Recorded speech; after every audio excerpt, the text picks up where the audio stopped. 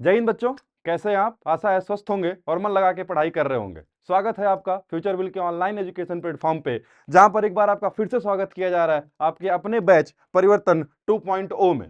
हालांकि इस बैच के विषय में कल ओरिएंटेशन में आपको बहुत कुछ बता दिया गया और समझा दिया गया कि आपको कैसे क्या समझना है, कैसे क्या करना है। लेकिन एक बार फिर से आपका बायोलॉजी का या और स्पेसिफिक हो बॉटनी का फैकल्टी होने के कारण मेरी भी कुछ जिम्मेदारी है आपके प्रति, उसी को निभाते हुए कुछ आपको थोड़ा बहुत समझा दिया जाए। आप मेरे विषय में तो जानते हैं, आपको कल बहुत बड़ी बड़ी बातें पांडे जी ने मेरे विषय में बताई थी, लेकिन फिर भी मेरा नाम प्रभात है और मेरा एक्सपीरियंस 6+ ईयर का है और मैं इसके पहले फिजिक्स वाला में बॉटनी का फैकल्टी था। आप यहाँ पर देख पा रहे होंगे। अच्छा, कल आपको ओरिएंटेशन में ये भी बताया गया होगा कि हमारे बहुत सारे बच्चे, किसी का 59 रैंक रहा, किसी का 55 रहा, मतलब 2 तक हम लोगों ने बच्चों को मेंटोर किया और वो इस समय देश के अलग अलग मेडिकल कॉलेज में अपनी पढ़ाई कर रहे हैं। तो यदि हम सीधे मुद्दे पे आए तो आप देख पा रहे होंगे कि आपको इस बैच में क्या क्या मिलने वाला है। आपको इस बैच में लेक्चर्स मिलेंगे, वो तो मिलते ही हैं। पढ़ाओगे नहीं तो लेक्चर नहीं दोगे क्या? बिल्कुल स्वाभाविक सी बात है, पढ़ाएंगे तो लेक्चर तो देंगे ही देंगे। लेक्चर देंगे और वो लेक्चर आपको रिटन फॉर्मेट में मिलेगा। कोई भी पीपीटी नहीं, कोई पीपीटी का नाटक नहीं, सब कुछ आपको रिटन फॉर्मेट में मिलेगा।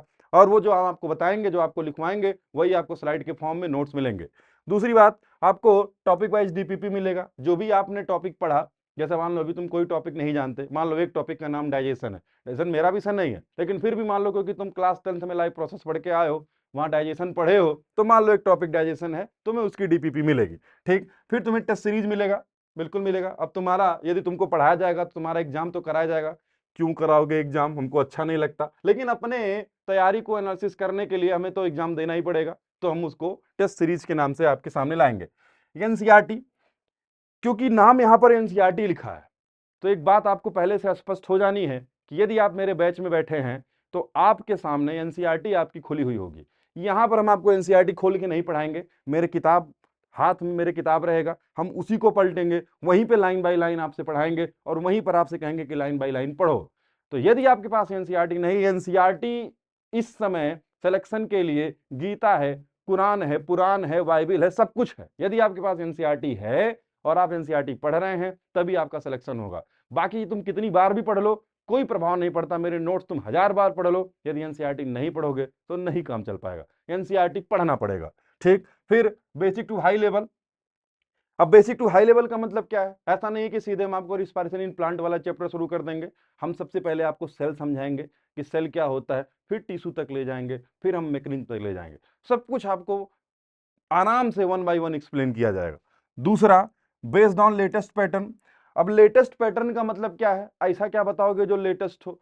ये जो लेटेस्ट पैटर्न है, इस बेसिस पर है कि इस समय एग्जाम में क्वेश्चन का पैटर्न क्या है। जैसे आपने पिछले 2 सालों से सुना कि असर्शन रीजन के क्वेश्चन अब तुम्हारे एग्जाम में इंट्रोड्यूस कर दिया गया, स्टेटमेंट के क्वेश्चन इंट्रोड्यूस कर दिया गया। तो इस क्वेश्चंस को ध्यान में रखते हुए हम लोग अपनी पढ़ाई आगे करेंगे। फिर रिजल्ट ओरिएंटेड अप्रोच। स्वाभाविक सी बात है, यदि एक टीचर पढ़ा रहा है तो उसकी जो अप्रोच है वो रिजल्ट ओरिएंटेड होगी, क्योंकि यदि रिजल्ट ओरिएंटेड ना होती तो मेरे बच्चे जिनका रैंक 59 के आसपास है वो इस समय ना होते 59 रैंक पे। तो ये रिजल्ट ओरिएंटेड होना चाहिए। दूसरा, अपडेटेड कंटेंट।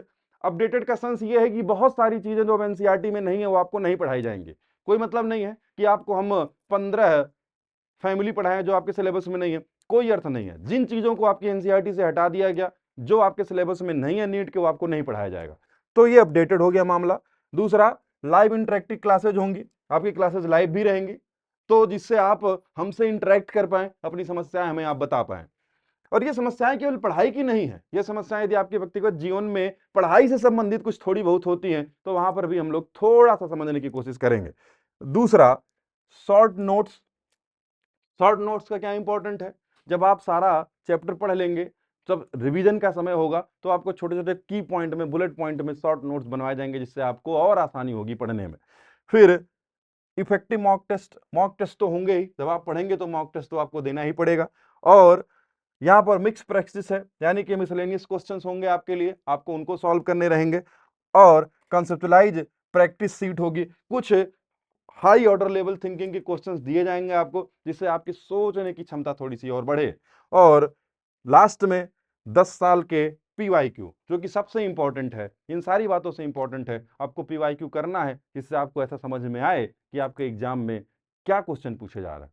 तो ये तो बात हो गई बैच में आपको क्या क्या करना है। बाकी आपको एक बात बता दें, हम कुछ भी कर दें, हम कुछ भी पढ़ा दें, सारा जहन्नुम का कंटेंट यहाँ दे दें, यदि आप नहीं पढ़ेंगे तो आपका सिलेक्शन नहीं होगा। दुनिया कोई ऑर्गेनाइजेशन किसी का सिलेक्शन नहीं करा सकती, केवल और केवल सिलेक्शन आपके अपनी क्षमता से, आपके अपने दृढ़ विश्वास से होगा। हम आपको पूरा का पूरा चैप्टर, सिलेबस, पूरी एनसीईआरटी घोल के पिला दें, लेकिन यदि आप पीना नहीं चाहेंगे तो आपका कुछ नहीं हो पाएगा। तो मुझे लगता है बात यहां तक समझ में आ रही होगी। ठीक है, आगे बढ़ते हैं। और ये क्या, ये कौन आ गया? अरे ये तो हम ही हैं। ठीक है, कोई बात नहीं, इनके विषय में तो बहुत कुछ जानना नहीं, आप जान चुके हैं। और हम लोग आज जो चैप्टर शुरू करेंगे उस चैप्टर का नाम सेल है। क्या नाम है? Cell, the unit of life. ऐसा क्यों कर रहे हो? पहला चैप्टर तो लिविंग वर्ड है, सेल क्यों पढ़ाओगे? हमको पहले लिविंग वर्ड पढ़ाने में रोने लगेंगे। रोना नहीं है, पहले एक छोटी सी बात समझ लो कि हम सेल क्यों शुरू कर रहे हैं। देखो, सेल शुरू करने का कारण केवल इतना है क्योंकि इतना तुम क्लास 9th में तुम पढ़ चुके हो कि कोई भी लिविंग ऑर्गेनिज्म हो, उसके बनने की शुरुआत, उसके पैदा होने की शुरुआत सेल से हुई है। इसीलिए ऑर्गेनिज्म को समझने के लिए, लिविंग वर्ड को समझने के लिए हम शुरुआत करेंगे सेल वाले चैप्टर से। क्या यहां तक बात समझ में आती है? एक बात। दूसरी बात आपके लिए इंपॉर्टेंट ये है, आपने क्लास 9th में सेल नाम का एक चैप्टर पहले से पढ़ रखा है। आपका काम ये है कि आप क्लास 9th की किताब को उठाएंगे जो कि बायो में है, और वहां से सेल वाला चैप्टर एक बार पूरा पढ़ेंगे। जो भी 3 या 4 पेज में वो सेल वाला चैप्टर है उसको पूरा पढ़ लेना। क्यों? क्यों? उससे, उस चैप्टर को पढ़ने के बाद आप पूरे ब्लैंक नहीं होंगे, आपको थोड़ी थोड़ी चीजें समझ में आएंगी कि हाँ, आपने पहले से इनको कुछ थोड़ा बहुत पढ़ रखा है। तो ये आपका काम है, ये होमवर्क है। आते ही होमवर्क दे दिए, कोई बात नहीं। देखो, हम पढ़ेंगे क्या, पढ़ने का सीक्वेंस हमारा क्या रहेगा। देखो, सबसे पहले हम लोग चैप्टर शुरू करेंगे इस बैच में, cell the unit of life. जो हम पहला चैप्टर पढ़ेंगे उसका नाम क्या रहेगा? Cell the unit of life. ये आपका पहला चैप्टर है जो आपको पढ़ना है। ठीक। दूसरा चैप्टर जो आप इस चैप्टर के बाद पढ़ेंगे उस चैप्टर का नाम है सेल डिवीजन, या सेल, इसका पूरा नाम है cell cycle and cell division, short में लिख दिया जाता है सेल डिवीजन। तो आपको दूसरा चैप्टर पढ़ना है cell cycle and cell division. ठीक हो गई बात यहां तक? चलो, इसके बाद क्या पढ़ेंगे? इसके बाद हम पढ़ेंगे पहला चैप्टर जो एनसीईआरटी का है, द लिविंग वर्ड। क्योंकि एक बार यदि आपको समझ में आ गया कि लिविंग किसका बना है, तब तो पढ़ोगे लिविंग वर्ड, और लिविंग किसका बना है इसके लिए हमको पहला चैप्टर सेल पढ़ना पड़ेगा। क्लियर हो गई बात? ठीक है, तो इसके बाद क्या पढ़ोगे? Living word. फिर इसके बाद क्या पढ़ोगे?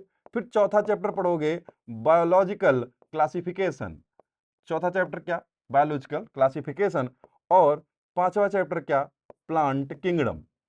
तो ये 5 चैप्टर आप एक सीक्वेंस में पढ़ेंगे। सबसे पहले सेल, फिर सेल साइकिल, फिर लिविंग वर्ड, फिर बायोलॉजिकल क्लासिफिकेशन, और फिर प्लांट किंगडम। क्या इतने चैप्टर हैं? सर मजा आ गया। इतने नहीं है, और है। इसके बाद क्या है? इसके बाद आपकी एनसीईआरटी ने morphology of plant, morphology of flowering plant दे रखा है। क्या दिया है? Morphology of flowering plant. Morphology के बाद क्या है? ये आप एनसीईआरटी खोलेंगे, जो इंडेक्स है उस इंडेक्स में इनके पूरे नाम लिखे हुए हैं। एनाटॉमी लिख दो, नहीं तो हम नाराज हो जाएंगे। लिख दिया, लो, मॉर्फोलॉजी ऑफ फ्लावरिंग प्लांट्स। ठीक, ये इनका पूरा नाम है चैप्टर का।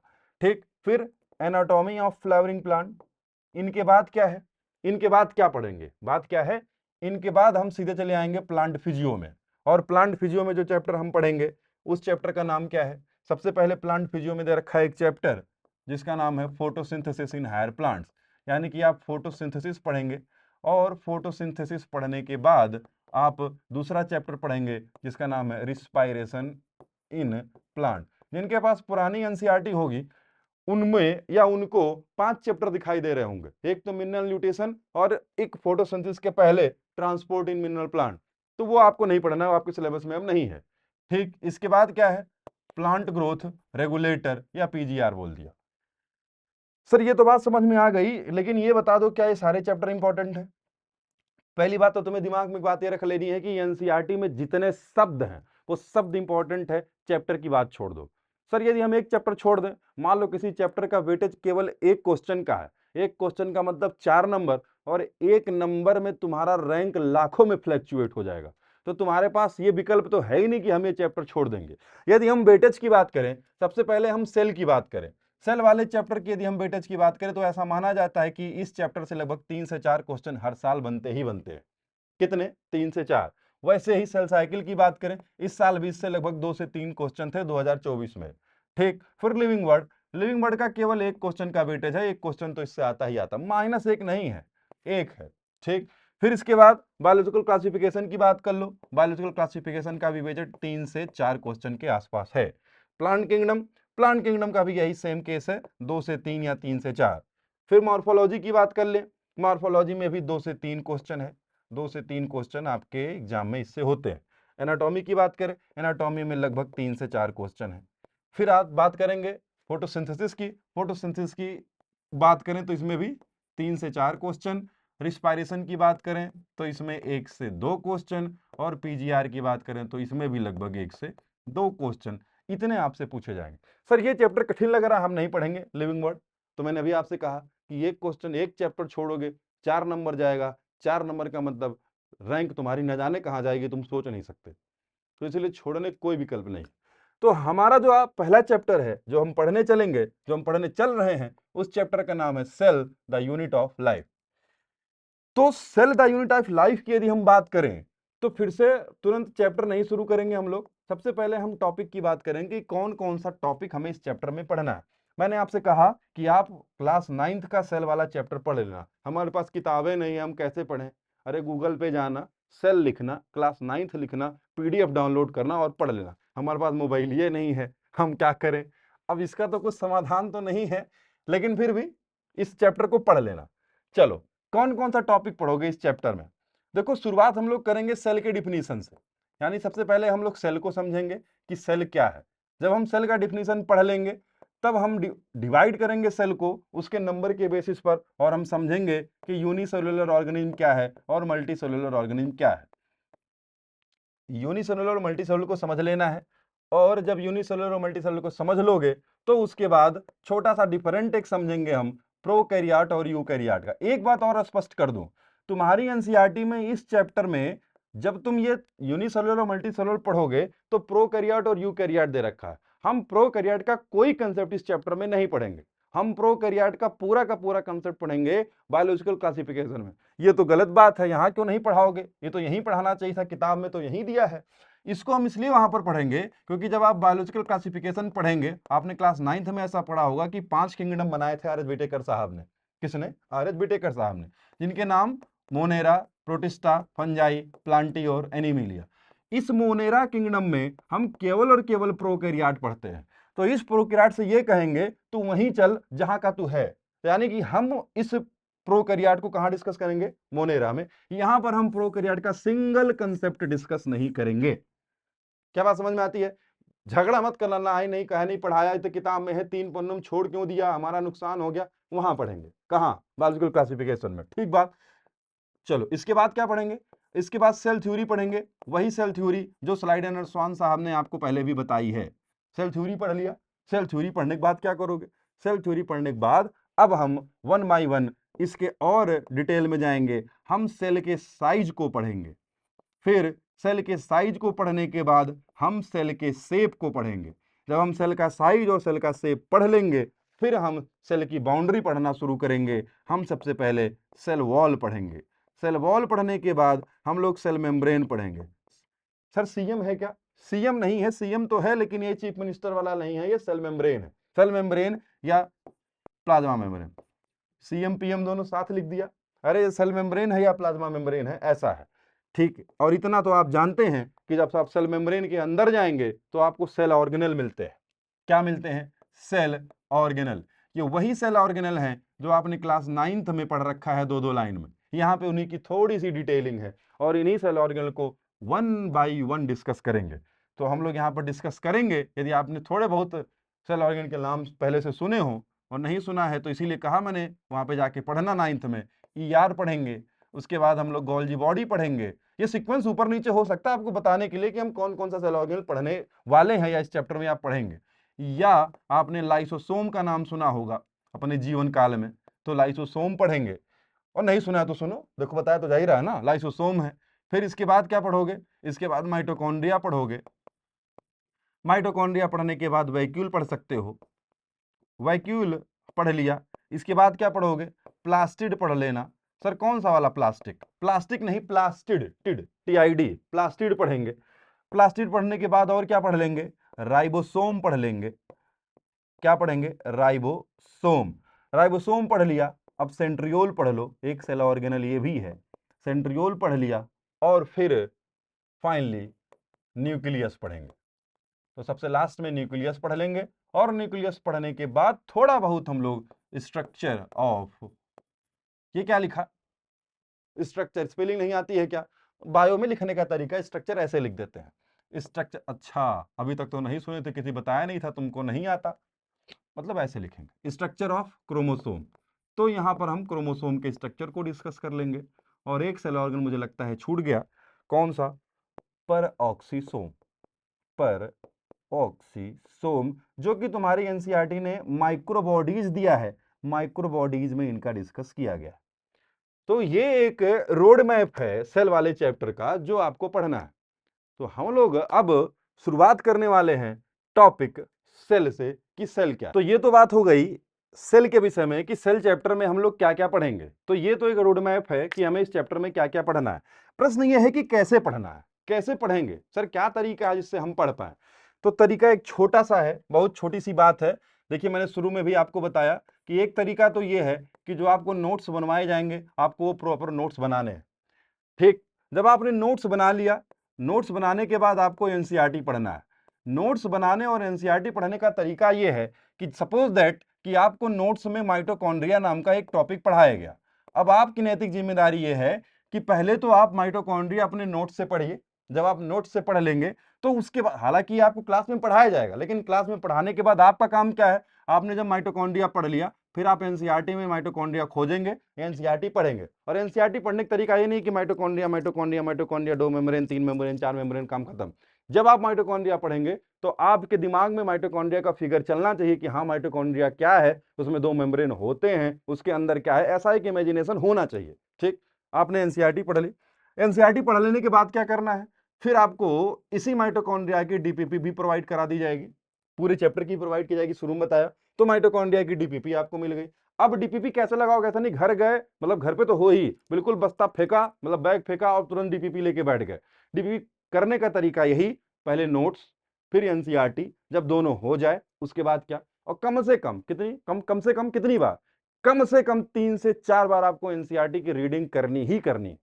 यदि आप ऐसा कर रहे हैं तभी आप सिलेक्शन के नजदीक हैं। और यदि आप एनसीईआरटी नहीं पढ़ रहे हैं, आप दुनिया का कुछ भी कंसेप्ट पढ़ लीजिए, आपका सिलेक्शन कोई होने ही नहीं होने वाला, मतलब नहीं होगा सिलेक्शन यदि एनसीईआरटी नहीं पढ़ोगे तो एनसीईआरटी पढ़ना पड़ेगा। ठीक, डीपीपी सॉल्व कर लिया। डीपीपी सॉल्व करने के बाद कोई एक अच्छी किताब, वहां से आपको एमसीक्यू सॉल्व करने हैं। ठीक, एमसीक्यू सॉल्व कर लिया। एमसीक्यू करने के बाद क्या करने हैं? आपको पीवाईक्यू करने हैं। पीवाईक्यू आपको 10 साल तक कराई जाएंगे, 2-4 साल और कर लेना, बहुत ज्यादा पुराने मत जाना, क्योंकि वो पुरानी एनसीईआरटी का कंसेप्ट है, वो तुम्हारे एनसीईआरटी में नहीं है, तो तुम नहीं कर पाओगे। मैक्स टू मैक्स 10 से 15 साल, तो इतना ही काम करना है। यदि इतना काम तुम बायो में कर लेते हो तो तुम्हें सिलेक्शन से कोई नहीं रोक सकता। बस ईमानदारी से पढ़ना है, नोट्स पढ़ना है, एनसीईआरटी पढ़ना है, डीपीपी पढ़ना है, एमसीक्यू करना है, पीवाईक्यू लगाने हैं। इतना काम कर लोगे तुम्हारा काम हो जाएगा।